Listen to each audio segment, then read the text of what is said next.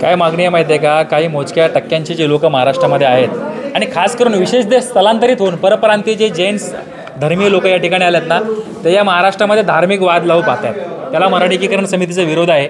गेल्या अनेक वर्ष हा जैन धर्म आहे आणि आमचे मराठी बांधव पण जैन आहेत, पण त्यांनी कधी अशी मागणी केली नाही. पर्युषण काळ बघा, धर्म जपण्याचा प्रत्येकाला अधिकार आहे, पण तो धर्म आपल्या घरामध्ये जपावा, कोणावर जोर जबरदस्ती करू नये. मीरा भाईंदर शहर असो की महाराष्ट्र असो, इथे मिश्र आहार खाणारे लोक आहेत. मग तुम्ही तुमच्या धर्मासाठी जर एखाद्यावर जबरदस्ती करत असाल, इंग्लिशमध्ये त्याला शब्द इम्पोजिशन हा कुठल्याही धर्मामध्ये मान्य नाही आहे. तुम्ही इतर लोकांनी काय खावं काय खाऊ नये हे जर सांगत असाल तर हे चुकीचं आहे. त्याला मराठी एकीकरण समितीने विरोध केलेला आहे. अतिरिक्त आयुक्त पानपट्टे साहेब यांची भेट घेतलेली आहे.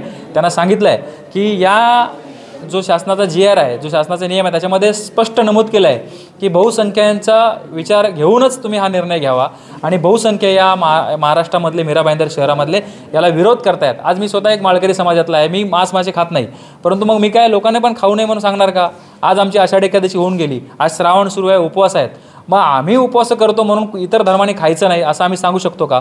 मग हे जैन धर्माचे काही मोजके लोक आणि तुम्ही तुमचे हे राजकीय लोक जे आमदार वगैरे आहेत, हे राजकारणासाठी मुळात धर्म वापरू नये. आणि तुम्ही जर स्वतःचा धर्म जर इथे पालिकेवरती, मराठी अधिकाऱ्यावरती, मराठी शहरावर लादणार असाल तर मराठी एकीकरण समिती त्याचा निषेध करते. मी आयुक्तांना सूचना दिलेली आहे, अतिरिक्त आयुक्तांना, की जर तुम्ही हे लादणार असाल तर तुमच्या दालनामध्ये आम्ही कोंबड्या सोडल्याशिवाय राहणार नाही आणि याचं तुम्हाला नक्कीच पुढे बघायला मिळणार आहे.